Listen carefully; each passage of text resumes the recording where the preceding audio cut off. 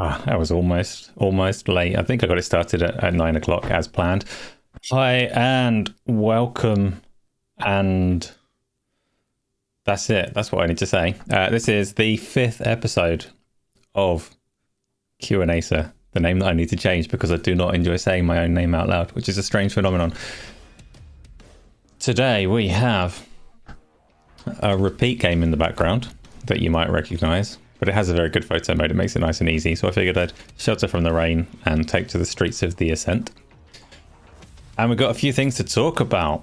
So I've put a little bit of a structure in place to help me through. We're going to be talking about the games that I've played. Just say Q&A. Yeah, could do. I'll put some thought into it. But yeah, I don't really want to like redo the thumbnail with a different name. It's quite a good name for a thumbnail. We're going to talk about things that I've been playing. Maybe you've been playing them as well. Maybe we can get a little back and forth. If not, we'll speed through that bit.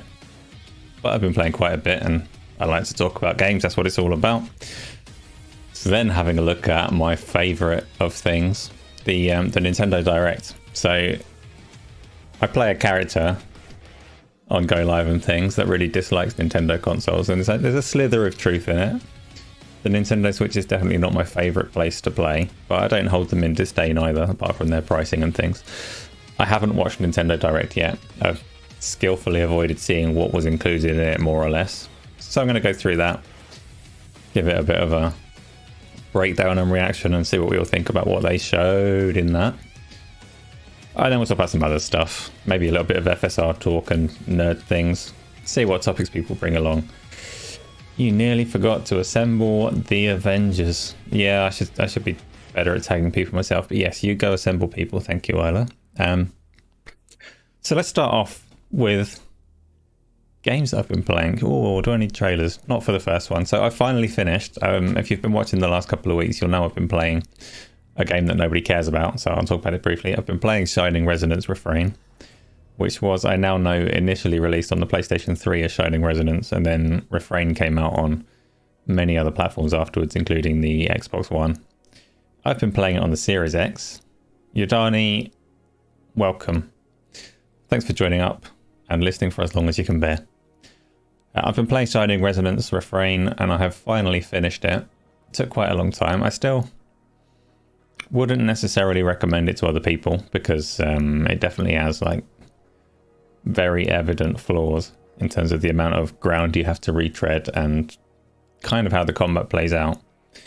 But in terms of JRPGs telling a story, it's probably my favorite that I've played for a while.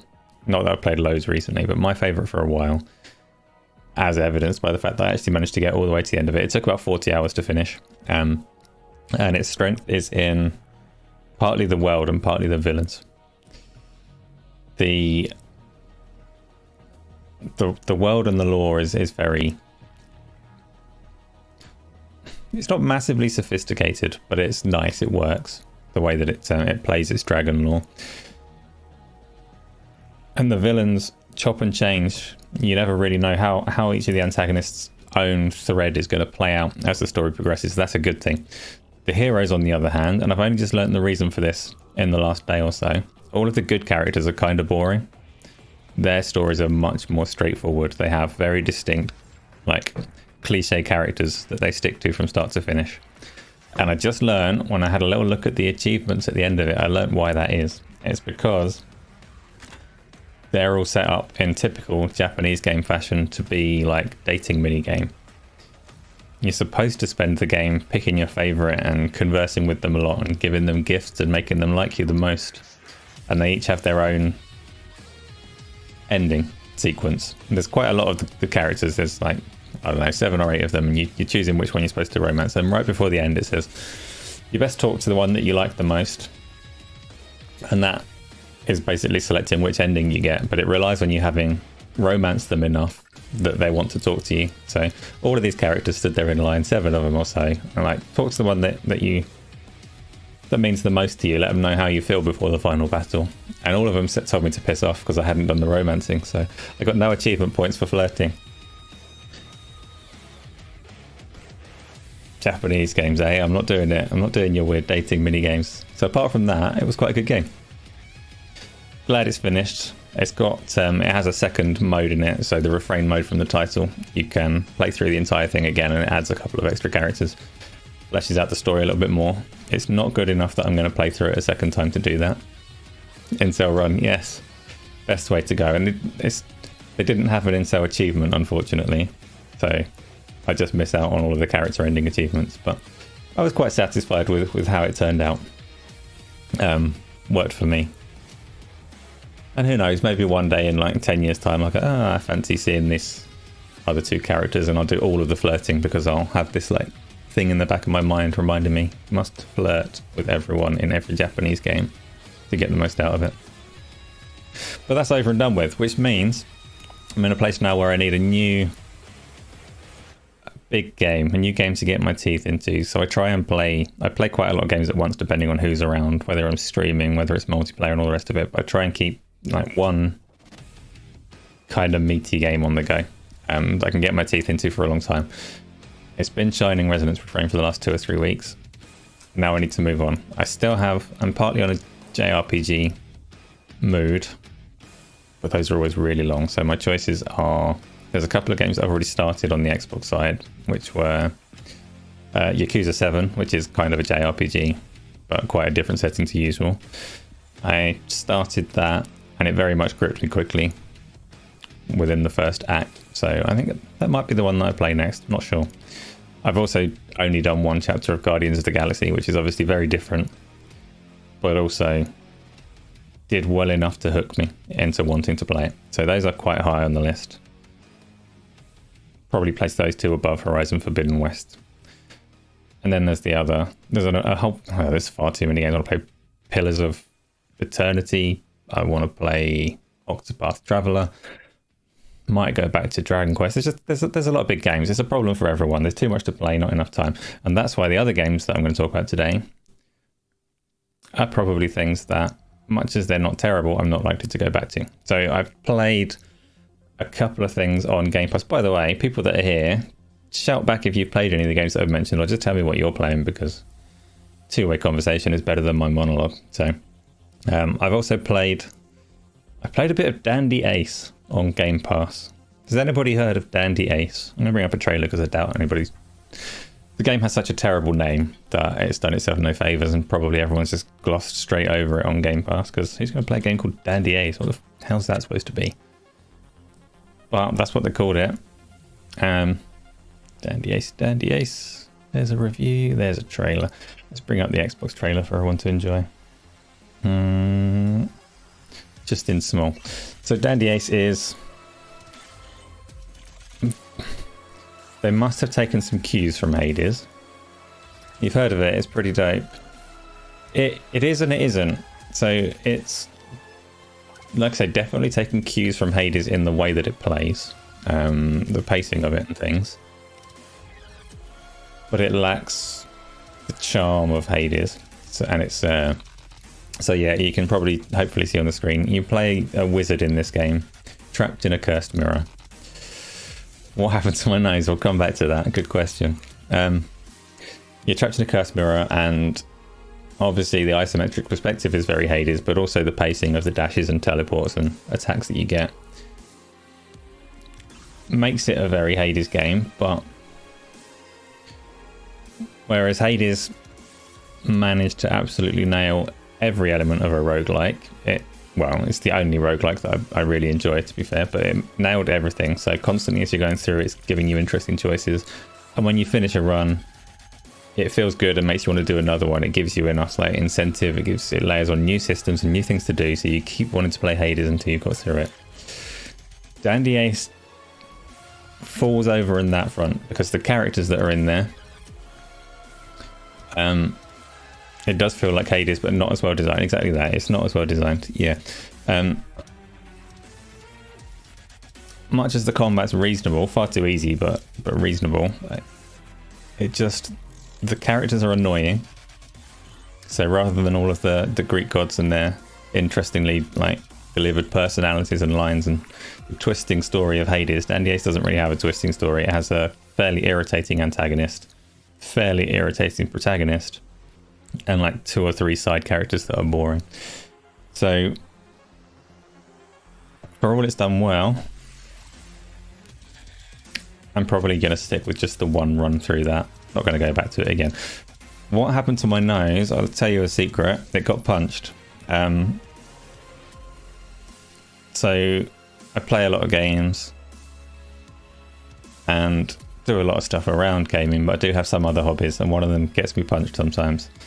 Unfortunately, I think my nose is like a massive liability, because once upon a time, like, I don't know, a year or two ago, I might have face planted through a table and broke it, and now I think it's fairly easy to break my nose. That's the true story. Not many people know the true story.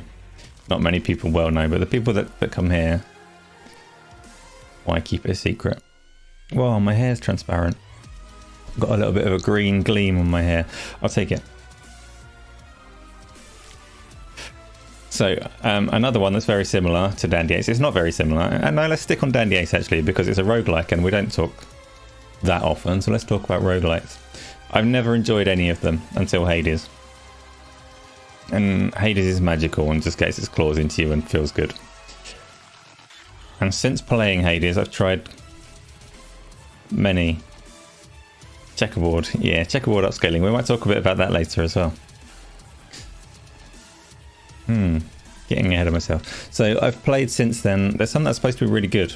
Like, what's the recent one? Rogue Legacy 2 that came out on just Xbox and PC and got some really nice review scores. And I played that and didn't get along with it particularly well at all. I played it a fair amount. Like, I gave it a fair shake because it was supposed to be so good. But it didn't. So whereas Hades had great constant feel to the gameplay, Rogue Legacy didn't.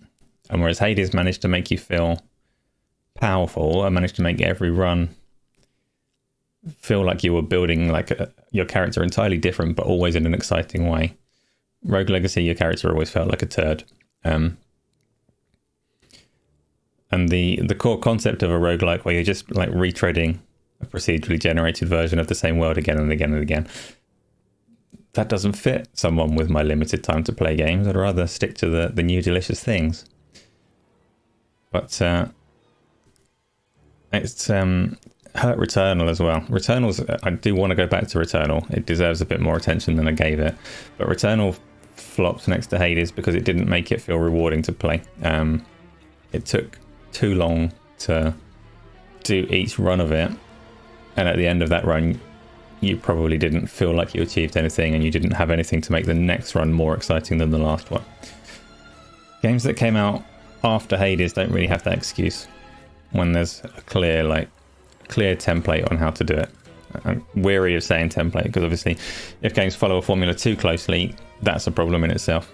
And roguelikes are a fair example of that, because one of the things that Hades does very well is they've clearly put some thought and consideration into how long it takes each run that you play, and they've landed on like this correct length of time for a single run of a roguelike of like, I don't know, 10-20 minutes, whatever it takes on Hades. I'm sure the developer could tell you off cuff because it's very deliberate.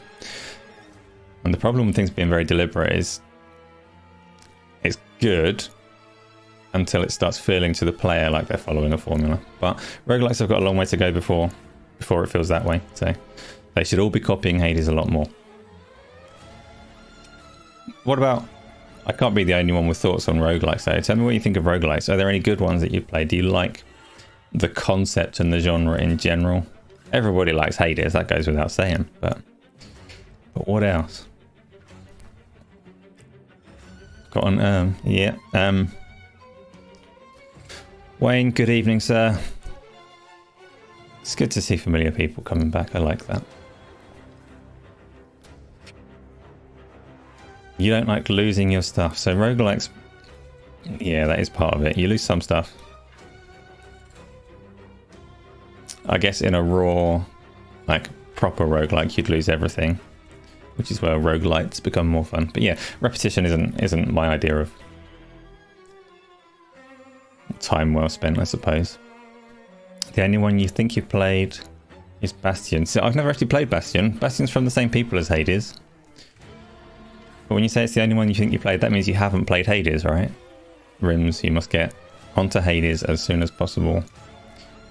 Because you can't help but love it. Especially if you did like Bastion. So Bastion's made by Supergiant, isn't it? Yeah, they're Supergiant. They made Bastion and they made Transistor. Transistor never came to Xbox as far as I know, but... And I've never played Bastion, and I only played the first hour or so of Transistor, but Hades completely different. Make sure you play it. Strong recommend. Another one that I've... Oh, Wayne, doesn't matter. Doesn't matter if you're not good at it, just keep playing. It will make you powerful enough to be good at it.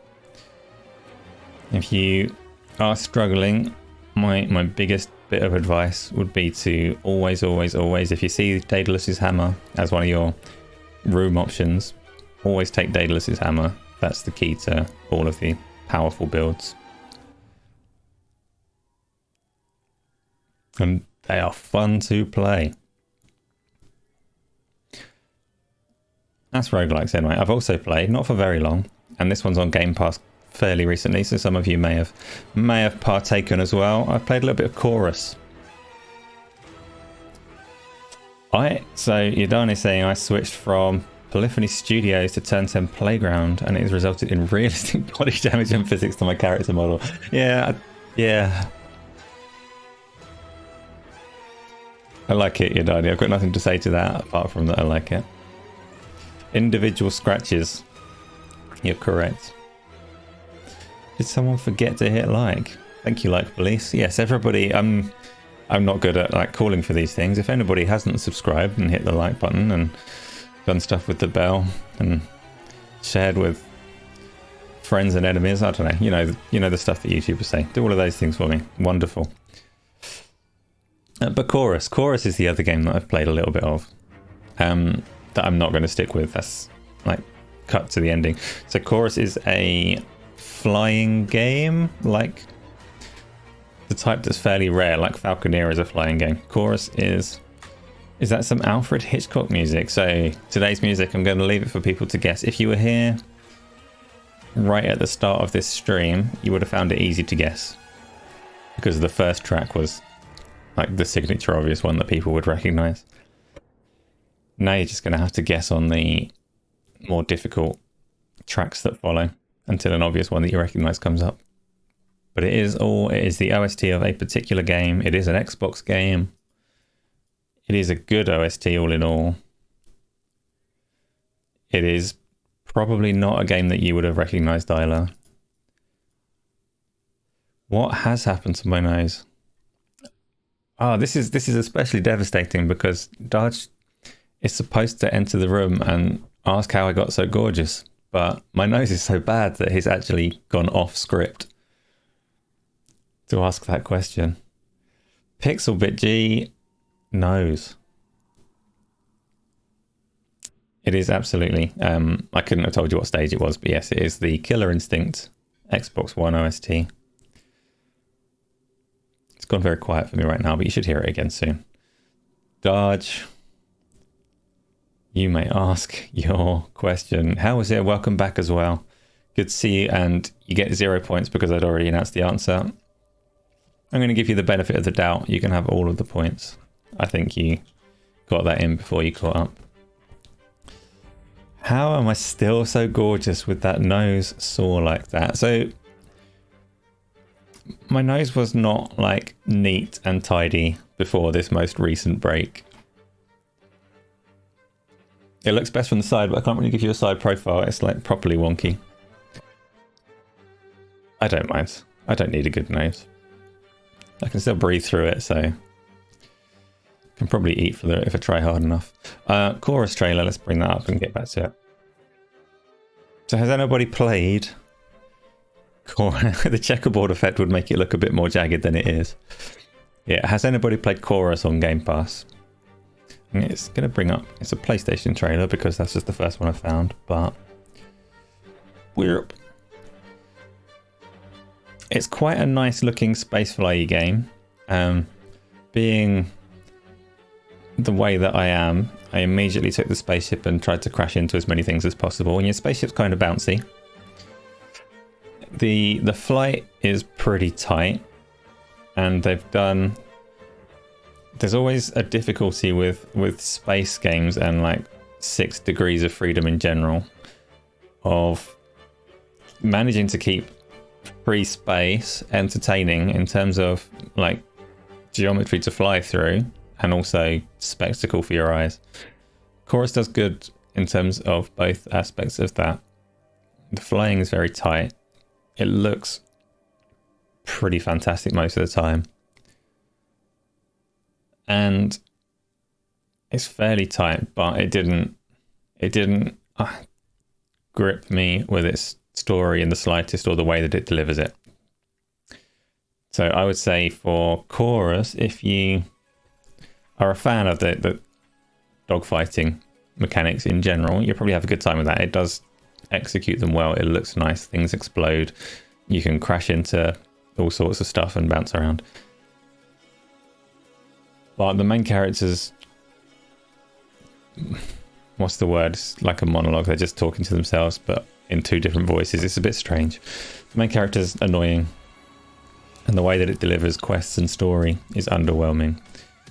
So I would say Chorus is a good game that exists in a world of great games, making it quite hard. You had to go the intro. It does. It looks nice. So Rims had to go the intro. Pixelbit G, you've had 1,000 hours of Killer Instinct. Best value in gaming. Right? 1,000 hours for whatever you paid. And yes, it's Mick Gordon, the composer from many games. Definitely Doom 2016. Doom Eternal had some difficulties in audio. I think he's still involved with it, but a lot of people, if you look into the right corners of the internet, were disappointed by Doom Eternal's soundtrack relative to Doom 2016. Not in terms of what the music was, but in terms of how well integrated it is to what's happening around you. What's the better expression? Wonky, catawampus, askew, off-kilter, or asymmetrical? Yodani, assuming we're talking about my nose, I prefer beautiful.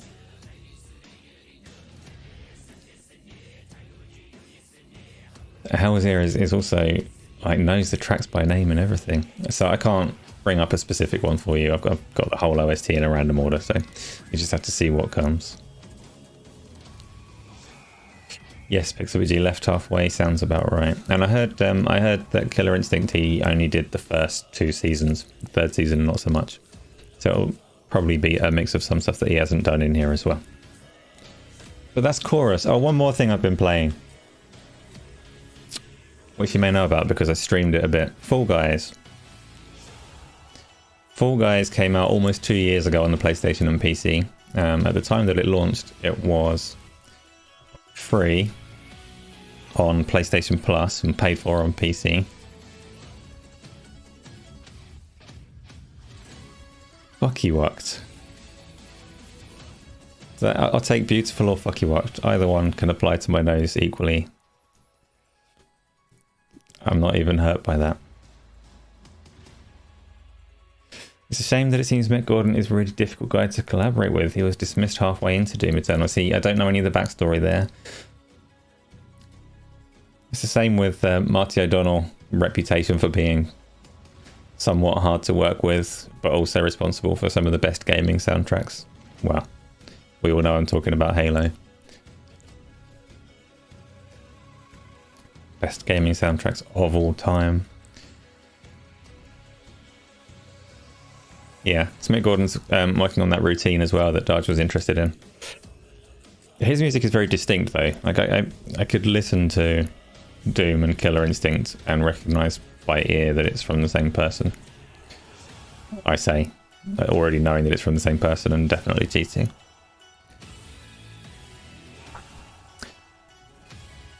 Isla does need to change her YouTube name every month because whatever she says is read aloud by Gaz and gets confusing, so she's trying to make sure everybody knows who's who.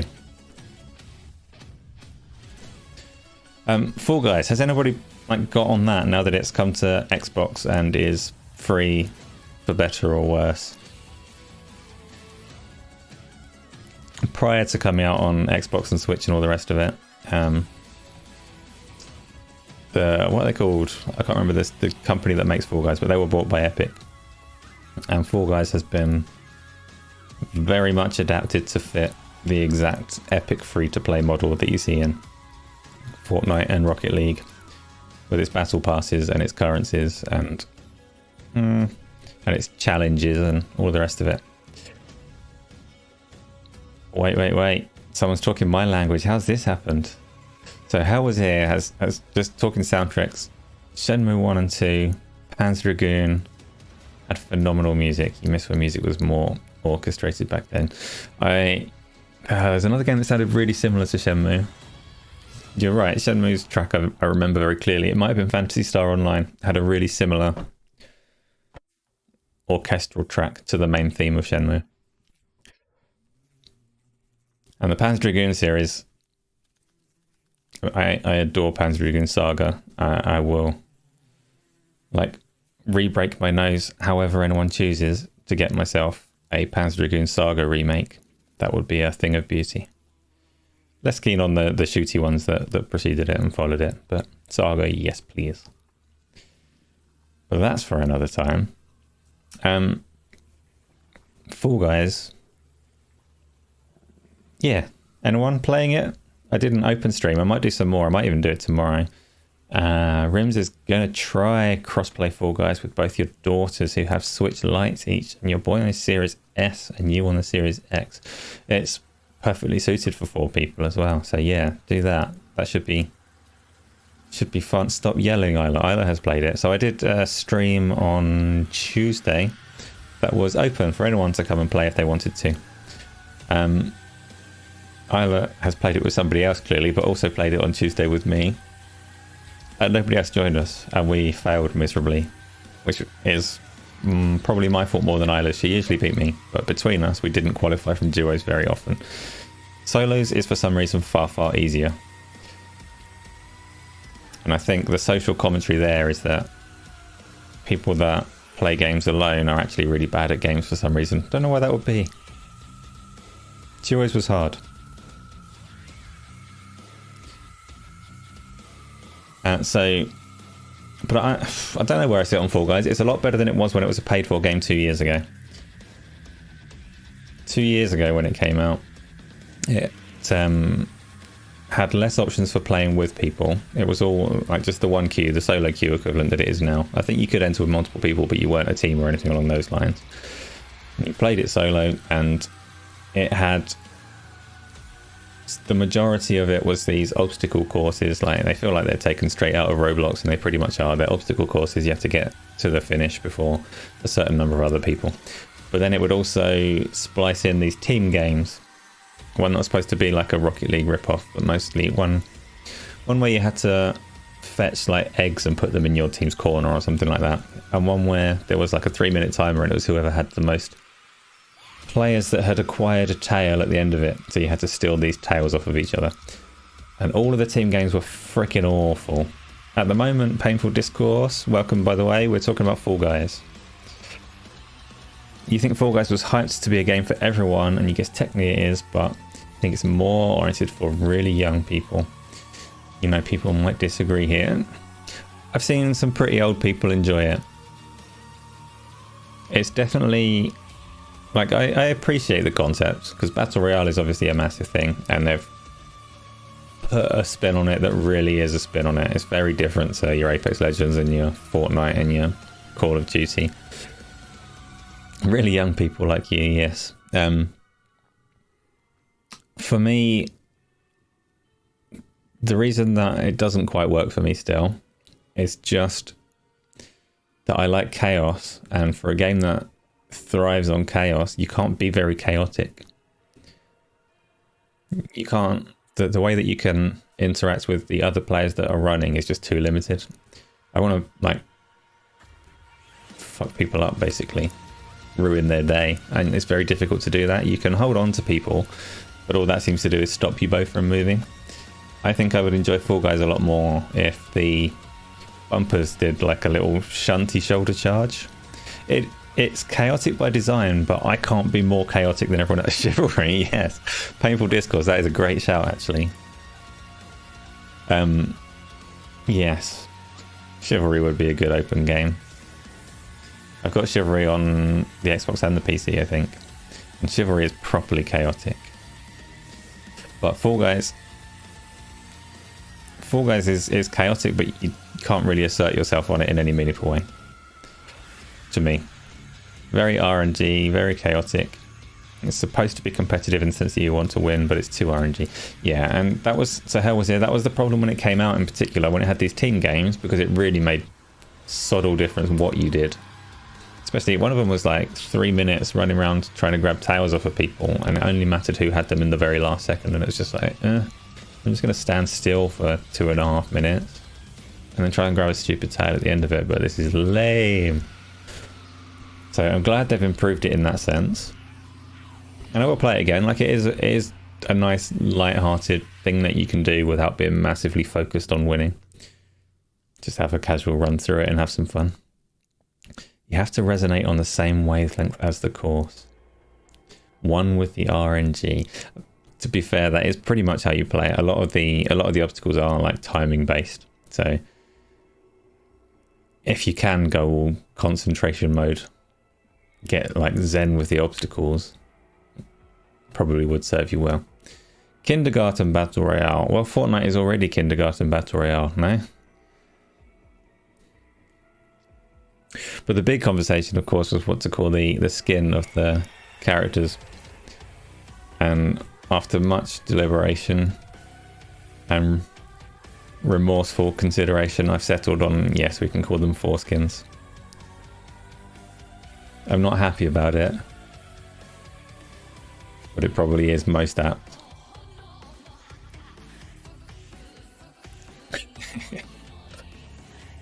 Anyway, that's probably enough of what I have been playing. You people tell me what you've been playing, because I know many things about many games and might have things to say, but also, like, if you've got things that you're enjoying, there's a fair chance I'll enjoy them, so it's always good to know.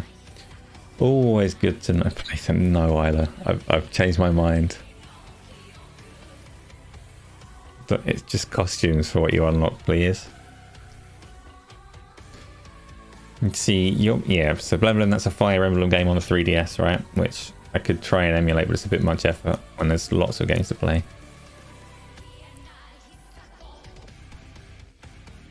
Talking of Fall Guys, don't forget your perk. What's the perk, Wayne? Is it something to do with the Master Chief? A Game Pass perk.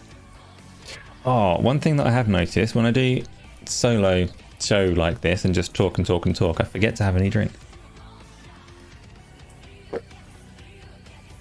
Rims, you completed the entire Yakuza series. Isn't that like 8,000 hours of gaming or something? I started... which one did I start? 0, I think? And I was quite enjoying 0, but then I decided it was like a mountain I could not climb to get through that series in order. I played a little bit of Like a Dragon very recently, like I say, and if you know that game, I played just like the prologue to the point where you go through prison. And I was like, oh, this is actually telling a much more interesting story than I anticipated. So I was only playing it to capture a background for one of these streams, but now I'm going to have to play it properly. It looks really good. Yes, give me little like hydration warnings. I've got to get through the coffee before it goes cold. And I finally got the drink that It's Timmy from the podcast scene has been recommending to me day after day. I finally got that available. I need to make sure I drink it. So Rim's Yakuza series didn't feel like a chore, but you did skip the side stuff. Yeah, I've taken to skipping the side stuff in a lot of open world games. Try and stick to the quality content. You get games like The Witcher 3 where the side content is like every bit as good as the mainline story, and you would be missing out if you skipped it. And then you get games like the Ubisoft games where the side quests like hurt my soul. It's like I was saying earlier about when you can feel the formula, the funds get like taken out.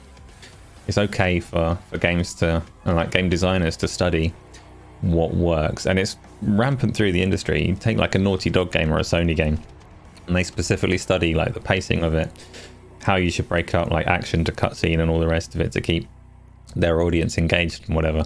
You have World of Warcraft developers will be able to tell you off the cuff like how long a boss fight should last before it gets boring or feels like anticlimactic or whatever. And these formulas are all well and good until you notice them. And that's the same for movies as well. Marvel films are obviously like following a very strict pacing and structure.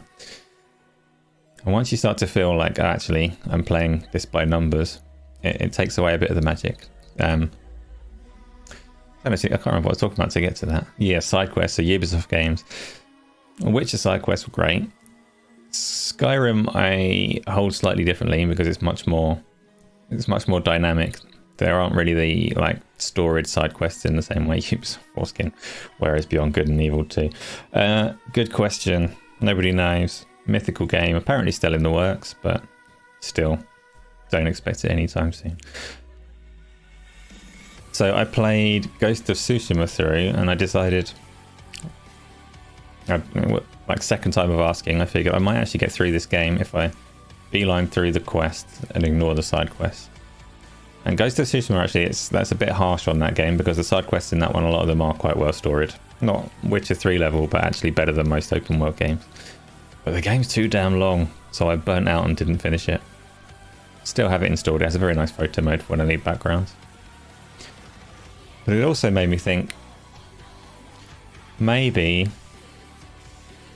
there's a whole catalogue of Ubisoft games that I could enjoy if I like closed my eyes to the formula, to the side quest, and played the Assassin's Creed and the Far Cry's and went like through the stories. There could be a lot of hours of actually good gameplay for me to go and play. Do we have any Ubisoft fans? Assassin's Creed, Far Cry, yeah, Watch Dogs, I guess. I played Watch Dogs Legion when it came out, partly because I wanted to play with the ray tracing and see what it's like, but partly because it was there as a game. I've got the Ubisoft subscription on the PC, so I have access to all of their games and just don't play them at the moment. And I played Watch Dogs Legion until it took me to a point where it's like, climb up this building, find a way to get to the top of this building, and like hack this poster to display something other than the propaganda that was on there. And I climbed this building and I got to the poster and did it, and it said, yes, you did it, now do all of these posters in all of these districts. And I just turned it off. I've missed something there. Sticky. Oh, the South Park games. I own the South Park games. I've played through the Stick of Truth. I'm not going to read either's like merging of titles. That is what they possibly should have called the pack that you could buy. You could buy those both together very recently. Stick of Truth and the Fractured But Whole. Stick of Truth was good.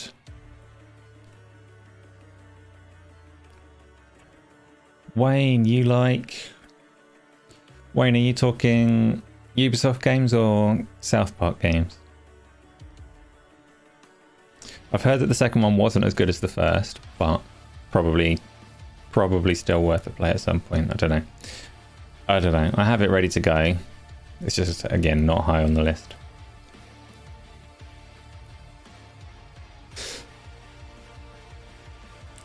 Immortals, Rims, that is a fine example. That's one game that I did play, not to the end because that really overwhelmed with side quests. Cheer up. Oh no, Gotham side quest. So, did they reveal more gameplay this week? Did they show the Robin stuff? I heard we were supposed to be seeing some more Gotham Knights and they were going to show Robin this week, but I haven't actually seen it. And yeah, like side quests in multiplayer co-op games is usually a whole nother level of bad, but we'll see. Spec Ops The Line I've never played. I've heard so much about it. Robin teleports. Of course Robin teleports. Why wouldn't Robin teleport?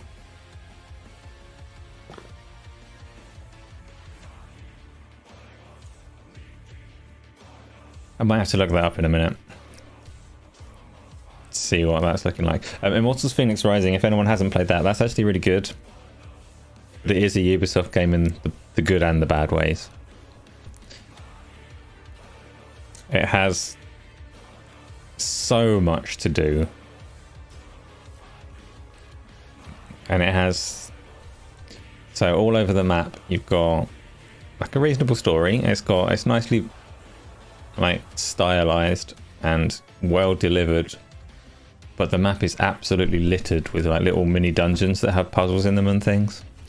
And there's some quite creative puzzle work in there. I don't normally like puzzle games, but the puzzles in Phoenix Rising were like reasonably appetizing. I was crunching through those, but there are just so many. If you had any ambition to do all of them, blah. But I do recommend playing it if you're looking for something to play. That's actually a surprisingly good game. The story is well told and the gameplay is fun, and dare you say it, you prefer it to some of the recent Gears of War games. Oh, what are we preferring to Gears of War? Spec Ops. Yeah, I've not heard much about the gameplay mechanics of it, just that in terms of not just the storyline, but the impact that you can have on the storyline. So choice and consequence is supposed to be well handled in it, from what I've heard, but I've not played it myself. What are you playing it on? Where's it best to play that these days?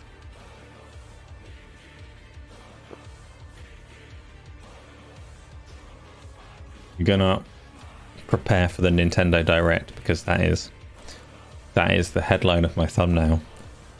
And I've just been yammering on without even looking at it.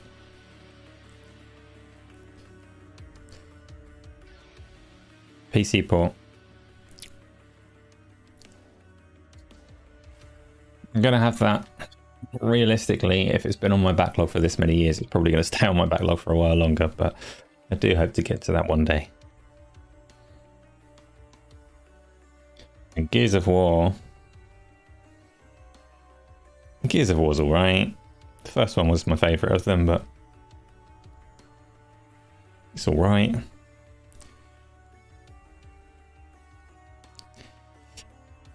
Gears Tactics, no, I think they're, so I don't know Spec Ops The Line in particular. I'm assuming just from the comparison with Gears that it's like a cover-based shooter when it's into combat.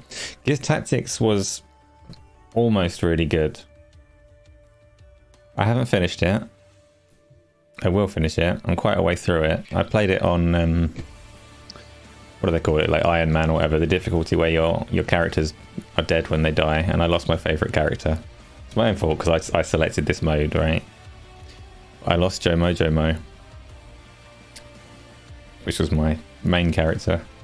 Well, not main character, it was a random side character, but she was doing well. She died and I stopped playing. The problem that I had with Gears Tactics was just repetition. The basics on it were good. On Xbox with Jack is better. I played it before it came out on the Xbox. Maybe I'll pick it up on the Xbox and see. Mojo.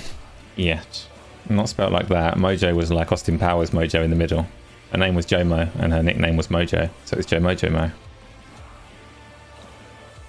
I don't know why. But she died anyway. She's gone now, so we don't need to talk about her. Gears Tactics was like, it fit Gears of War so well to be a tactics game like that. It fit what made the first one good. The first one was like positioning way more than shooting to make the gunplay. Almost either. You've put an extra H on there. I don't know where the H comes from. But so Tactics was going well, like positioning the characters and playing it. I've not played much XCOM. I played a little bit of it.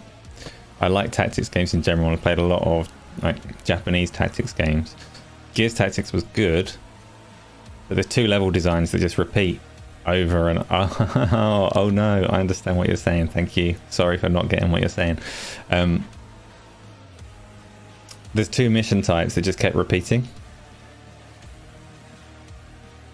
There's the one where like there's the bombing lines behind you, so you have to get through the level at a certain pace or you get bombed, which was fine when they introduced it for a bit of like variety in mission structure,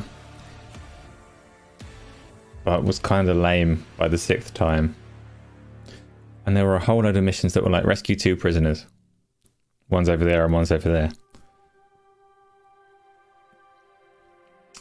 Which was a shame. The only thing that game needed to be a really good tactics game was just level variety for me.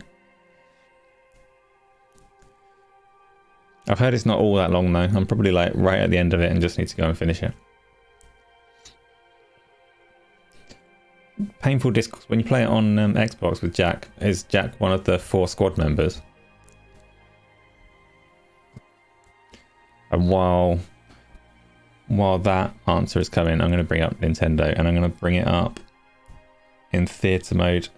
Our Killzone OST is going to mute away for a bit because we're going to listen to Nintendo Direct in theatre mode. Theatre.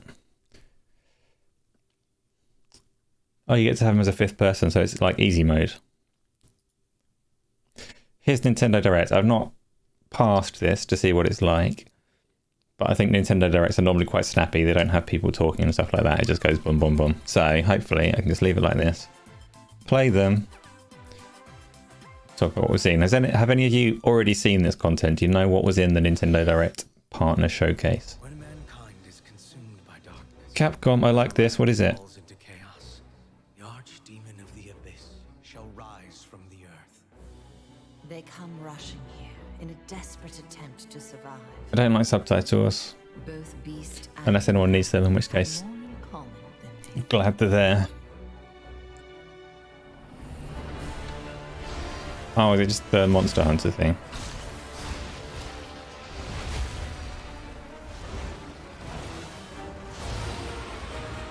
There'll be gaps in talking on this because I'm watching this for myself. Jack doesn't fight but is good support. Yeah, easy mode, that's what I said. Not actual gameplay footage. Do we have any Monster Hunter players? I played Monster Hunter World on the Xbox. Didn't overly get along with it. It felt kind of chunky. It can't be. And these wandering flames shall I can't remember. and return to darkness. I played it before I'd played any of the Souls games, and I'm wondering if maybe going back to it now it would feel more natural to me than it did at the time. I was more used to faster paced action games with more hacking and slashing. So Monster Hunter just felt clunky and awkward. But if you're approaching it as more of a kind of Souls-like pacing, it might be more fun. You have to be honest, you only had an N64 at the time because that was what was given to you. I was never a massive Nintendo fan. You enjoy them as a gamer, but that's it. I'm not a Nintendo fan, like, openly. I don't hate them, and I think the more that Sony and Microsoft lean into services, the more I'll be looking over my shoulder at what Nintendo are doing. So right now I'm still firmly like, rather not. And to be fair, the Switch has some games that I want to play. I really want to play Triangle Strategy. I want to play Bravely Default. I want to play this and the Monster Hunter Stories one. There's 2 Monster Hunter games that they've got. I want to play the Xenoblade Chronicles games. I want to play Bayonetta 3. Like, they've got a reasonable catalogue of games building up. But of all the hardware available, the Switch is the least appealing to play on for me. Because I don't play remotely. So Monster Hunter Rise, you can get that on the PC as well. So I may play it at some point. Probably should. But I'm strictly VR and main screen gamer. Mobiles and Switches and Steam Decks. Not for me. Nintendo's still making games for gamers, and that's commendable. Yeah, it's commendable in some ways and not in others. Their pricing for games, particularly over time, is still fairly disgusting. And they're, like, much as I say I don't want them to lean like so much into services as Xbox and Sony, like, the Switch is just not nice to use. They saved Bayonetta, other platforms would have axed it. Yeah. I'm not sure it was necessarily worth saving, but In this presentation, Astral Chain is another one I want to play. They're talking at the moment. games launching this year. Shut that guy up for a minute. Pricing is criminal, but you think it's so because they know their audience and they know they'll pay up, which is unfortunate. Oh, Battle to Reclaim Earth. What's this? Begins. Switch game. 5012 AD. Machine That's life Nier. forces overwhelmed the planet, causing the collapse of civilization and I'm forcing surprised this one has taken so long to come to the Switch. So Nier Automata, I'm assuming that is, yeah. now with an Has anyone paid squad that? called Yorha, the humans are prepared to stand against these machine life forms. That's a game that is worthy of some attention because it's bad in some ways. Android 2B. And a scanner android The bullet hell sections are weird. The main, like, this kind of combat this squad. is okay, but it's not best in class by any stretch. Machine life forms And technically it's fairly poor. There's a lot of like invisible walls and PlayStation 3 looking sections in the world. battle. But somehow it all comes together to be really good. This Very Japanese. award-winning Nier Automata comes with previously released content, including additional modes and costumes. I played it through, Exclusive to I played it through multiple times. It's not, you have to play it through multiple times just because of the way that it tells its story. Reclaim Earth in Nier Automata, the end of Yorha edition. Automata, that's how you say it. Nintendo Switch system, October 6th. Automata. Begin today on Nintendo eShop. I'll bear that in mind. Nya. I'm not going to play it again on the Switch. Once again, like, worst place to possibly play anything. But all good. Nier Automata. What am I watching now?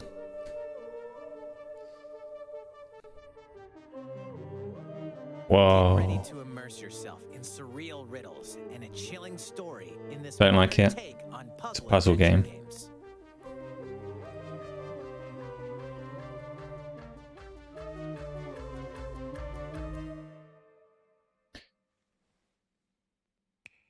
So this Solve is... the enigma of Lorelei and the Laser Eyes, launching first for consoles on Nintendo Switch next year. Okay, that's a game I don't particularly care for. Annapurna are very much Familiar a miss faces indie make publisher their for me. splash in these games. Don't want to be mean, but they just have too many games I don't care about. Bomberman. A new Bomberman game is coming to Nintendo Switch.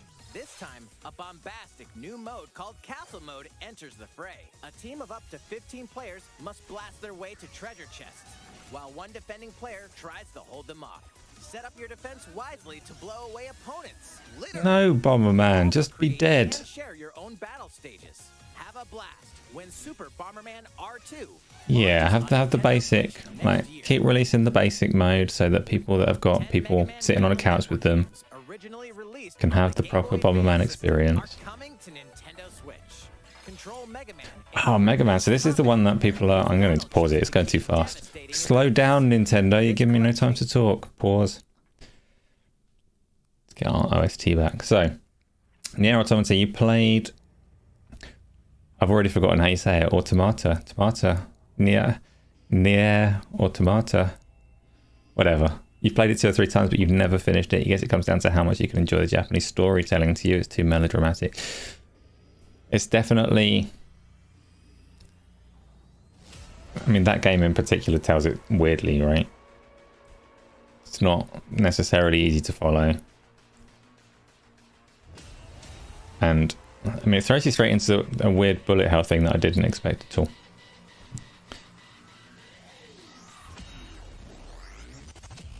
But, so, it did what many games failed to do, and that's like... just has something about it that compels you to want to play a bit more. So, I got through it. You see, I appreciate how was there telling me which one is correct there, but that could have been to me any of the ones that I said. I'm just going to leave it as is and never say the name of that game again. Mega Man. There's been some Xbox fans upset that it's coming to... Funny you should call that the Doom OST. It's not. It's still Killer Instinct. But understandable that, like, this is one of those ones that sounds very, very similar to what he did with Doom.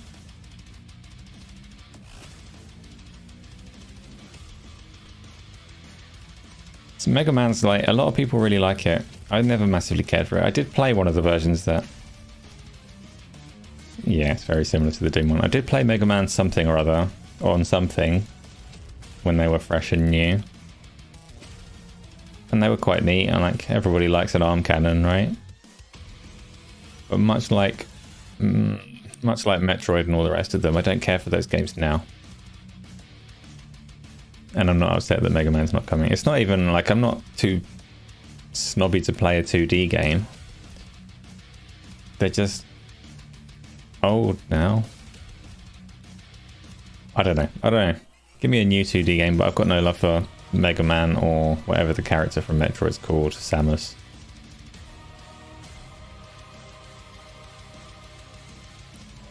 That's not true. Samus is quite cool. Mega Man's quite cool. Okay, I've just changed my mind live. 2.5D I like less than 2D. If you're talking about like the Little Big Planet style layered 2D, if you're talking about isometric, then that's different. But if you're talking about the ones where you can jump between layers of a stage, that's kind of rubbish. You were a Sega kid growing up. You tried some Nintendo modern games though. Mario Odyssey, Breath of the Wild, Luigi's Mansion 3, and they have the charm but don't hold your interest for long. Good, Tail was here. We're the same. I don't get along with Nintendo's modern games much. Just to spite you, no Klonoa.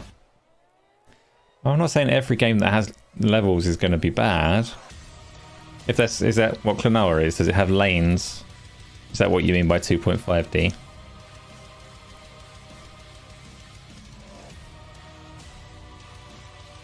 Klonoa has 2D movement on a sort of 3D environment. Are you just talking about like visually it looks 3D? Or are you talking about something that lets you use it to some degree? Little Nightmares was 2.5D, so Little Nightmares doesn't have like controls and exploration wise, it's 2D, right? It's just three-dimensional graphics. It's not in lanes, it's like chunks, and then you jump in a cannon and it shoots you into the background. Okay, yeah, I've played games like that before. That's okay. That's, I can live with it. That's just like old platform games. I've never been a fan of 3D platform games. 2D ones is probably a bit better. I don't know. I'm sure I've played games that do that. Klonoa still has hope. Don't worry. You can move it. I've played Little Nightmares. I streamed the whole of Little Nightmares. I played it from start to finish, but I can't remember the movement besides like pulling and throwing things and moving side to side and jumping. You love Klonoa and you will fight me. Two fine statements. Are they related to each other? Are you gonna fight me because you love Klonoa? Or are you just telling me two things at once? Little Nightmares, you move in depth, do you? Oh, actually, I kind of remember the boss fight on it, where you had to, something about a mirror that, yes, had you moving in depth. You're right. I believe you. No lies detected.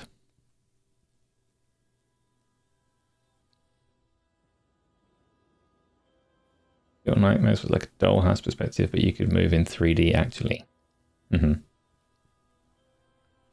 Yeah.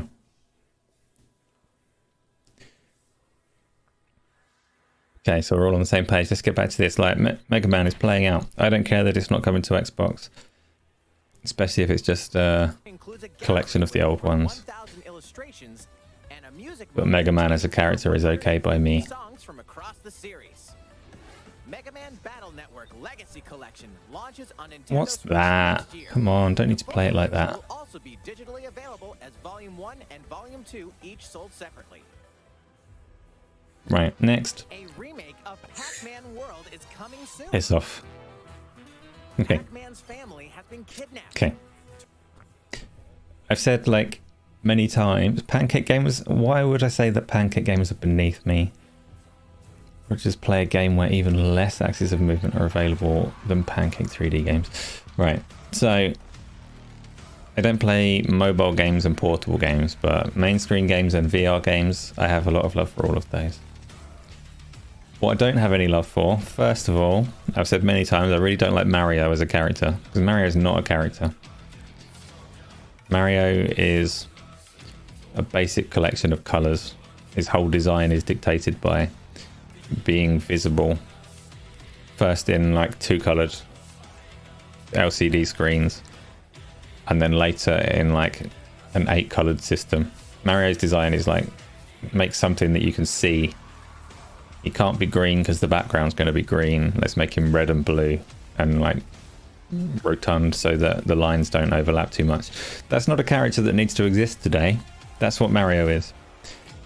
There's one character in the whole of gaming that has less need to exist today. And that character is on screen at the moment. To rescue them, he sets off for Ghost Island. Eating dots isn't all you can do here. Trounce enemies with pack dots. The Reveral. Why? And a giant Pac-Man? From high-speed chases to galactic escapades, you'll explore all sorts of zany levels. Save the Pac fan in Pac-Man World Re-PAC, launching on Nintendo Switch August 26th. Two unlikely friends, one incredible journey. A fawn and a wolf. So now it has Pac-Man on his hat. To find a way home across the That's okay. Nothing wrong with a bit of like retro gaming gear. In this emotional adventure, these unlikely friends must Nope, don't like this game. individual strengths. I like visually it's nice, but I don't like the kind of puzzles that it's presenting. Blanc is a completely text-free story with local and online co-op play, so all players can enjoy it. Clearly the big one should eat the little one. And that would be the end of it. Now's your chance. Nom nom nom. Forge an unexpected bond in Blanc. Launching as a console exclusive on Nintendo Switch February 2023. Right, next game. Sea of Thieves. Adventure returns. Oh, the Monkey Island one. So I saw a little story that names completely eluded me. Guy that makes this game has had to stop responding to people because he received a whole load of hate about something from supposed fans. Don't really understand that. What's the game with the high school anthropomorphized animals that date? That I don't know. Oh, you're talking about the Sony one, aren't you? Like it was revealed around the launch of the PlayStation 5.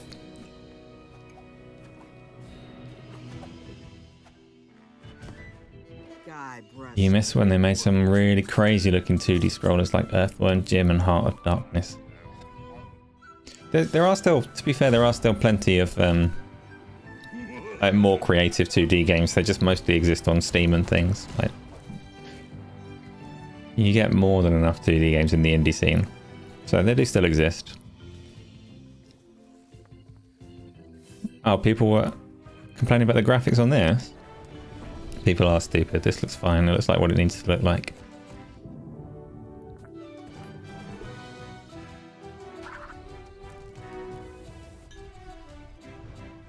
Oh, I think this is nicely stylized to deliver like the kind of sense of humor that those games have. Ron Gilbert, yes, thank you. Monkey around in Return to Monkey Island, launching first for console. You were getting Nintendo Switch this year. that PlayStation game vibe from We have some news about a game that was announced the black and white game. You think they're going to date those two characters and then go to high school? Mario and the Rabbids blast off for a galactic adventure in the latest Mario plus Rabbids game. This is a tactics game, right? Space is in a universe But with characters that I can't care for and a story that I can't care for, so I'm not going to play it. Their goal? Take the energy possessed by sparks, these mysterious creatures. Now, Drink time. must set out to save Justice them. for Rayman. Rayman's a better character than Mario, for sure. Of epic proportions awaits. You'll initiate a turn-based battle when you encounter an enemy. See, Before we begin, here's well, that is a something nice to drink. watch Timmy was right. I like turn-based battles. I like tactics games, As much as you'd like within your character's range, but they absolutely need a story. pretty neat, huh? Like, it's not the moment-to-moment combat that makes them. 3 enemies are in They the have to red. be driving So a story let's forwards, dash and into one of them. Mario and these things. Now select Rabbid Rosalina Nope. and have her dash into another. Next, Rabbid Luigi. One more dash, and now Disruptor time! By using a dash first, then the weapon, 3 enemies were wiped out. With that, his turn is Oh, over. bless this narrator person. She's trying so hard to make it sound exciting. Let's take out the other 2. Pew pew! That concludes his turn.